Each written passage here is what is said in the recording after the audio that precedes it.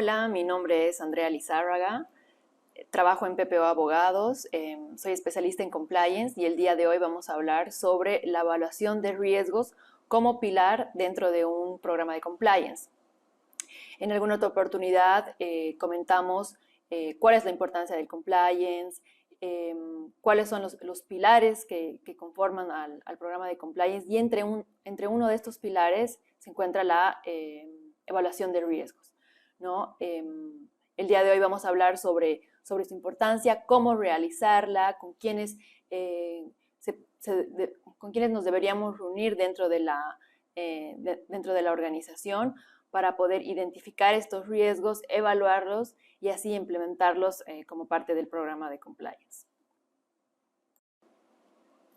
Bueno, ¿qué es una evaluación de riesgos?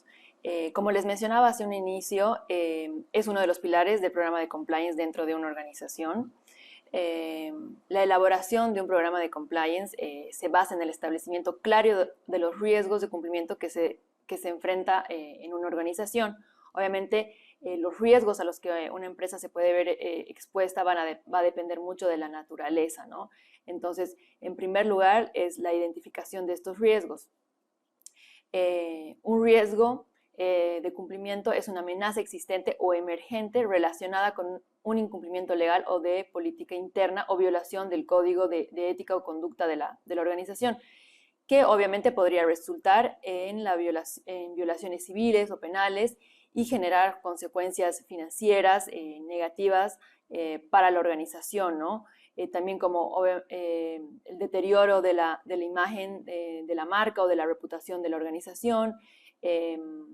En temas de compliance es muy importante tomar esto en cuenta, ¿no? Porque al momento de tomar alguna decisión de cómo proceder, es importante conocer estas políticas internas, así evitamos que la organización se ve expuesta a mayores riesgos, incluso a enfrentar casos de responsabilidad penal, por ejemplo. Bueno, ¿cuál es el objetivo de una evaluación de riesgos? Es identificar las amenazas significativas para la organización y prevenirlas, ¿no? Prevenir todos estos riesgos. Estos riesgos deben ser gestionados a través de equipos multidisciplinarios y la aplicación consistente y sistemática del programa de ética y cumplimiento que lleve la organización. Bueno, ¿quiénes pueden realizar esta evaluación de riesgos? Puede ser realizada por funcionarios internos de la organización, así como también se puede contratar a un consultor externo que esté encargado de elaborar esta evaluación de riesgos.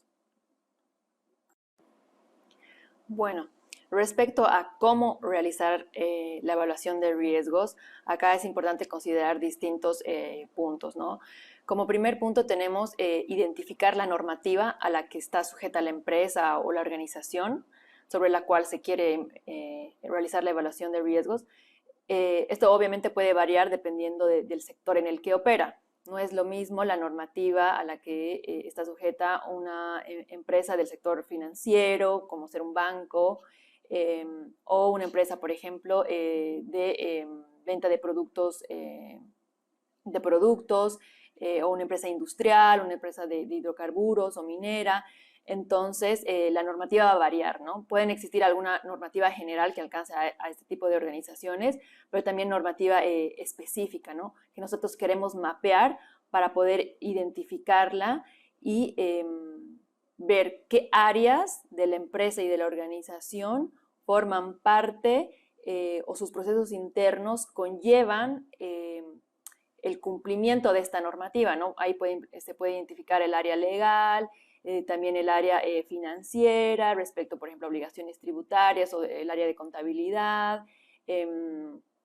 Entonces, así vamos mapeando quién es o qué normativa es la que es relevante para la organización. Como segundo punto, se encuentra identificar en qué procesos de la empresa existe un riesgo de incumplimiento y reunirse con los responsables de esos procesos. Como decíamos en el primer punto, bueno, vamos a ir identificando la normativa, quiénes participan de esos procesos, cuáles son esos procesos y dentro de esos procesos cuáles son los riesgos, ¿no? Obviamente pueden haber distintos riesgos desde normativos regulatorios, riesgos de corrupción específicamente. Entonces, y también poder identificar quiénes son los responsables de estos procesos, ¿no? Muchas veces puede ser el gerente del área o el siguiente funcionario que trabaja o que reporta a ese gerente, porque muchas veces el gerente puede que supervise el área, pero no tenga todo el conocimiento más en el terreno, ¿no? O en la cancha sobre los riesgos a los que se podría ver expuesta la empresa.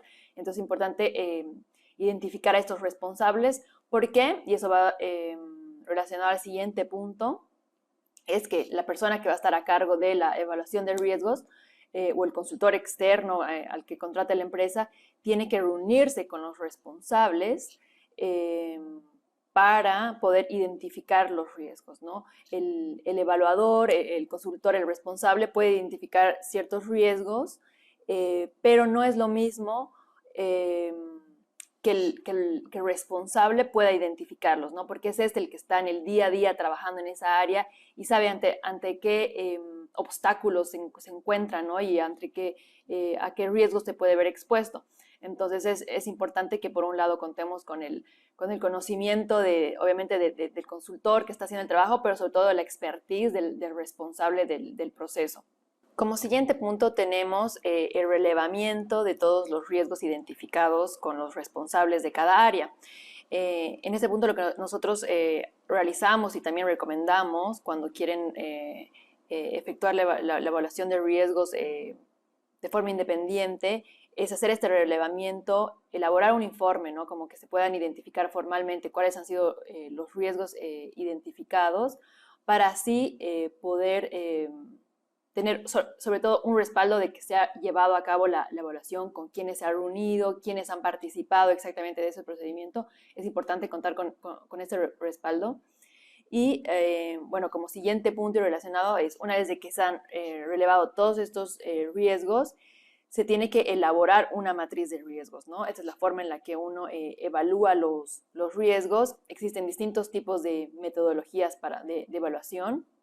Nosotros la que normalmente realizamos es la IPAR, que está compuesta por distintos elementos que los voy a explicar a continuación. Pero bueno, es importante reflejar o incluir todos estos riesgos dentro de la matriz, ¿no? En primer lugar, y relacionado a la metodología que normalmente aplicamos, en primer lugar está la identificación de los riesgos, entonces ahí vamos a incluir cada uno de los riesgos identificados. Como segundo lugar dentro de la matriz está la priorización o evaluación del riesgo. En este caso se realiza la evaluación del riesgo, ¿no? Existe dentro de la metodología, y creo que lo comenté en alguna otra sesión, es que se puede evaluar el riesgo de distintas formas, ¿no? Una de ellas es evaluando y considerando el impacto que puede tener el riesgo y también la severidad. El componente de estos dos elementos va determinando el nivel del riesgo, ¿no? Si es que es un riesgo medio, alto o bajo. Entonces, lo ideal es darle una puntuación al nivel de riesgo. Normalmente, bueno, eso depende de cada organización, pero si el riesgo, bueno, ¿cuál es la probabilidad de que se presente este riesgo? Si el impacto va a ser alto, medio, bajo, y en el caso de que suceda, ¿cuál sería la severidad del riesgo, ¿no? Puede que un riesgo sea la probabilidad de sea baja, pero la severidad de este puede ser alta, ¿no? Entonces es importante incluir eso en la matriz de riesgos, así procediendo con su evaluación.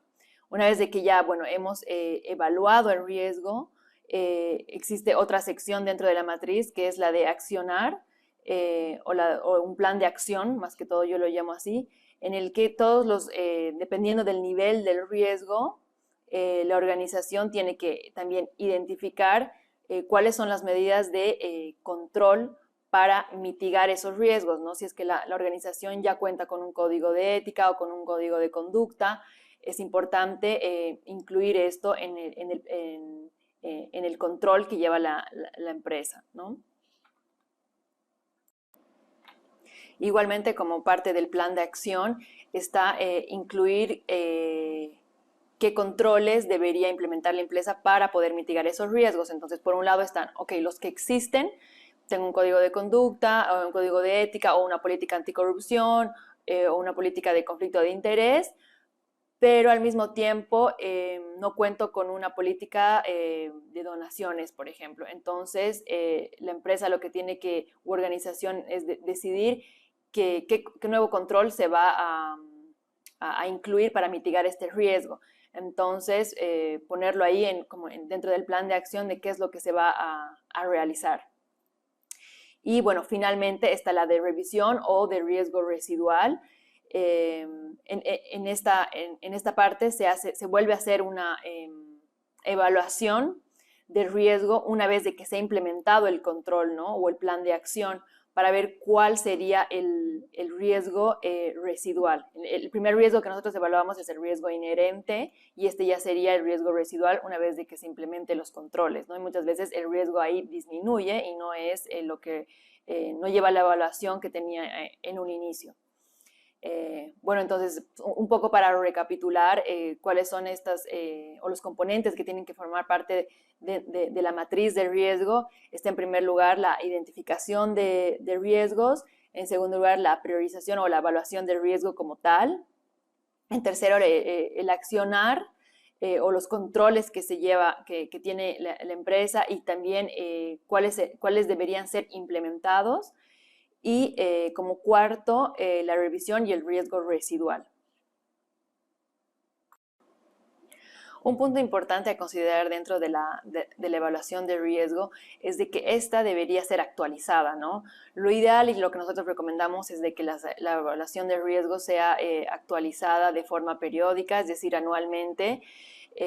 ¿Por qué? Porque obviamente la normativa puede cambiar, los riesgos a los que está expuesta la empresa igualmente pueden cambiar, así que es importante de que esto se mantenga actualizado.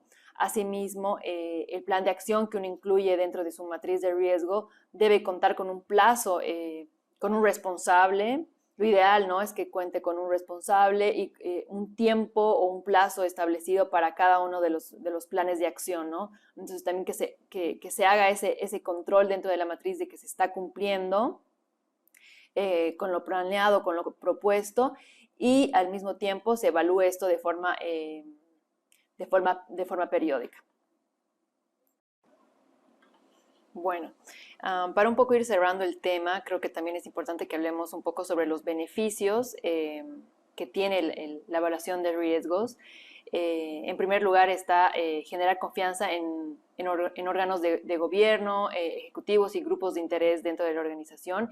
Esto muestra la seriedad y compromiso que tiene la organización para poder prevenir cualquier tipo de sanción o riesgo de incumplimiento. Y también demuestra a nuestros clientes, a nuestros stakeholders, de que la empresa está comprometida a contar con un programa de integridad y sobre todo actuar conforme a la normativa local o en el lugar o la jurisdicción en la que se encuentre la organización. Otro de los beneficios es proteger y mejorar la reputación de la organización. Como mencionamos en temas de compliance, este es un tema muy sensible, y creemos de que la evaluación de riesgos es importante en ese sentido, ¿no? Que se mejore la reputación de la empresa y se demuestre el compromiso de la organización. También es importante, como decíamos, para evitar multas, sanciones, responsabilidad penal, dependiendo de la jurisdicción en la que se encuentre la organización, y obviamente aumentar la eficiencia del programa, optimizar los recursos y reducir los costos, ¿no?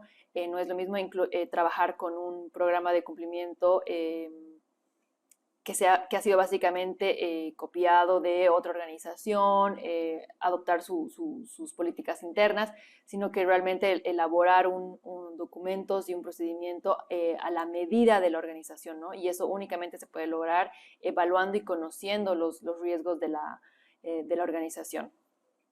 Entonces, bueno, finalmente, solamente para concluir, sabemos de que, bueno, por el tiempo es imposible poder ahondar en cada uno de estos temas, pero sí es recomendable en el caso de que su organización esté pensando en incluir uno de estos procesos internos de evaluación a sus procesos.